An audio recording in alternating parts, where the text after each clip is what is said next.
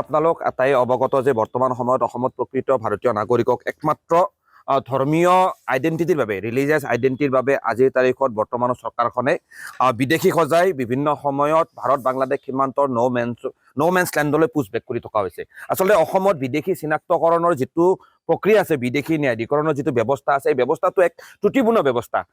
Foreigners act 1946 অনুসৰি যি অসমত বিদেশী চিনাক্তকৰণৰ ব্যৱস্থাটো চলি আছে বা ফৰেইনাৰ্ছ অৰ্ডাৰ 1964 অনুসৰি অসমত যি বিদেশী ন্যায়াধিকৰণ প্ৰতিষ্ঠা কৰা হৈছিল, আমি বিভিন্ন সময়ত এইখিনি অভিযোগ স্পষ্টভাৱে উত্থাপন হৈছে যে এই বিদেশী ন্যায়াধিকৰণৰ যিসমূহ অপিনিয়ন, সেই অপিনিয়নসমূহ বিভিন্ন সময়ত একেবাৰে বায়েছ এক নীতিৰ জৰিয়তে ফৰেইনাৰ্ছ ট্ৰিব্যুনেলৰ মেম্বাৰসমূহে দি আহিছে। কাৰণ আমি দেখিবলৈ পাইছোঁ যে বিভিন্ন সময়ত ফৰেইনাৰ্ছ ট্ৰিব্যুনেলে বিদেশী ঘোষণা কৰা বহুতো প্ৰকৃত ভাৰতীয় নাগৰিক পৰৱৰ্তী সময়ত মহামান্য গুৱাহাটী উচ্চ ন্যায়ালয় বা মহামান্য উচ্চতম ন্যায়ালয়ত নিজকে ভাৰতীয় বুলি প্ৰমাণ কৰিছে। কাৰণ 2024 চনত মহামান্য উচ্চতম ন্যায়ালয়ে Rahim Ali versus state of আছামৰ গোচৰত দিয়া ৰায়দানত স্পষ্টকৈ কৈছে, ডাইভাৰ্চিটি অফ লেংগুৱেজৰ কথা কৈছে। আজি ভাৰতত 1652টা ভাষা বা দোৱান প্ৰচলিত অৱস্থাত আছে।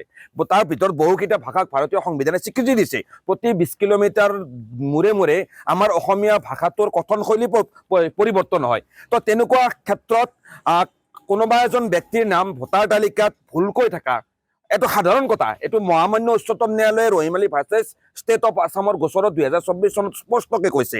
আজি সংবাদ মাধ্যমৰ বন্ধুসকল, আপোনালোকেও এইখিনি কথা যদি তদন্ত কৰে নিশ্চয় ওলাব যে আজি আপোনাৰ নামটোৱে হওক বা আপোনাৰ পিতৃ মাতৃৰ নামেই হওক, আপোনাৰ ককা আইতাৰ নামেই হওক, আজু ককা আজু আইতাৰ নাম হওক, ক'ৰবাত নহয় ক'ৰবাত ভোটাৰ তালিকাত ভুল আছে, বয়সৰ তাৰতম্য আছে।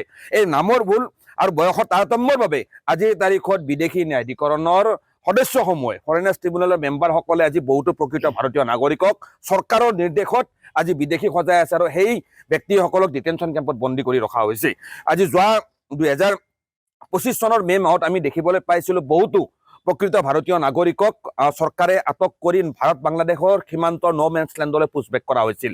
আজি নলবাৰী জিলাৰ চকিনা বেগম নামৰ 68 বছৰীয়া মহিলাজনীৰ বাতৰি ইতিমধ্যে আন্তঃৰাষ্ট্ৰীয় সংবাদ মাধ্যমত বহুতভাৱে প্ৰচাৰিত হৈছে যে সেই চকিনা বেগমক অসম চৰকাৰে, ভাৰত চৰকাৰে বিদেশী বনাই বাংলাদেশলৈ পুছবেক কৰিছিল আৰু আজি বাংলাদেশত ৰাষ্ট্ৰহীন নাগৰিক হিচাপে তেওঁ তাত জীৱন পাৰ কৰিব লগা হৈছে। আজি বাংলাদেশতো তেখেত ৰাষ্ট্ৰহীন নাগৰিক, আজি ভাৰততো তেখেত ৰাষ্ট্ৰহীন নাগৰিক। আৰু এয়া ভাৰতৰ দৰে গণতান্ত্ৰিক ব্যৱস্থাটোৰ বাবে বা ভাৰতৰ যিটো প্ৰমূল্যবোধৰ বাবে এক ভাবুকি বুলি আমি স্পষ্টকৈ কৈছোঁ।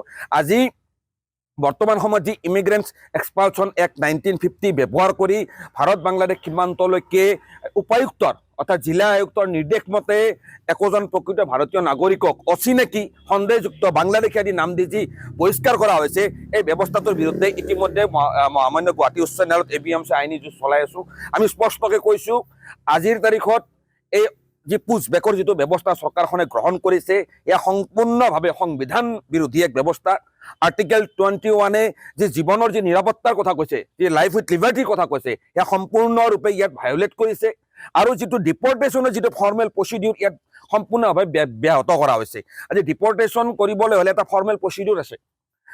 আজি কোনোবা এখন দেশৰ নাগৰিক ভাৰতত আহি বসবাস কৰিছে, সেইজন নাগৰিকক যদি সেইখন দেশলৈ প্ৰত্যাৱৰ্তন কৰা হয় বা তেওঁক ডিপৰ্ট কৰা হয়, তেতিয়াহ'লে তাত প্ৰপ'জেল এণ্ড একচেপ্টেঞ্চ লাগিব।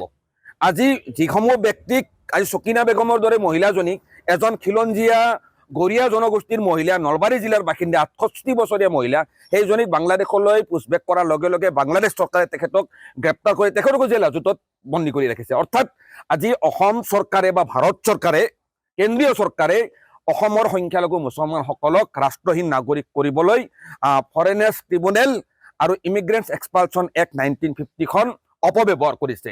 আৰু ইয়াৰ বিৰুদ্ধে ABMC ধাৰাবাহিকভাৱে আমি প্ৰতিবাদ কৰি আহিছোঁ। এই অবৈধ পুছবেক আজি BTC অঞ্চলটোৰ পৰা আমি কিছুদিন আগতে সংবাদ মাধ্যমত দেখিবলৈ পাইছোঁ, বহুতো BTC অঞ্চলৰ বিভিন্ন জিলাৰ প্ৰকৃত ভাৰতীয় নাগৰিক আজি বাংলাদেশৰ অলিয়ে গলিয়ে ঘূৰি ফুৰিব লগা হৈছে। সেই নাগৰিকসকলৰ জন্ম ভাৰতত, কোকৰাঝাৰত জন্ম, অসমৰ ভূখণ্ডত জন্ম, তেখেতসকলৰ 14 পুৰুষৰ জন্ম অসমৰ ভূখণ্ডত। সেই নাগৰিকসকলক আজি একমাত্ৰ ধৰ্মীয় পৰিচয়ৰ বাবে, একমাত্ৰ ভোটৰ ৰখাত এটা কৃত্ৰিম এটা নেৰেটিভ সৃষ্টি কৰিব বিচাৰিছে যে ভাৰতীয় বাংলাদেশী নাগৰিকক ভাৰতৰ পৰা বহিষ্কাৰ কৰা হৈছে। এয়া সম্পূৰ্ণভাৱে অসমৰ ভাৰতীয় মুছলমান নাগৰিকক ৰাষ্ট্ৰহীন নাগৰিক কৰাৰ এটা ষড়যন্ত্ৰ।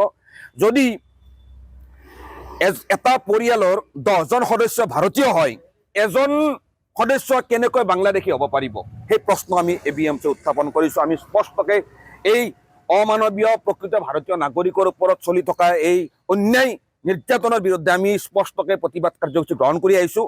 অহা 21 জানুৱাৰী তাৰিখে অসমৰ সংখ্যালঘু ৰাইজৰ নাগৰিকত্বক লৈ যি চৰকাৰখনে যি এই অন্যায় বা ষড়যন্ত্ৰমূলকভাৱে যি ব্যৱস্থা গ্ৰহণ কৰিছে, এই ব্যৱস্থাৰ বিৰুদ্ধে আৰু বৰ্তমান সময়ত সমগ্ৰ অসমত চলি থকা যি উচ্ছেদৰ প্ৰক্ৰিয়া, আজি ভূমিহীন মানুহৰ ওপৰত যেনেকৈ বুলডোজাৰ চলাই দিয়া হৈছে, এই প্ৰচণ্ড শীতত আজি সাধাৰণ খাতি খোৱা মানুহক ভূমিপট্টা প্ৰদান কৰিব বাদ দি আজি যুগ যুগ ধৰি বিভিন্ন চৰকাৰী মাটিত বসবাস কৰি আছে, সেইখিনি মানুহক ভূমিপট্টা দিব বাদ দি আজি যে বৰ্বৰভাৱে উচ্ছেদ চলাই আছে, তাৰ বিৰুদ্ধে আমি তামোলপুৰত অহা 21 জানুৱাৰী তাৰিখে আমি বিশাল জনজাগৰণ সভা অনুষ্ঠিত কৰিম।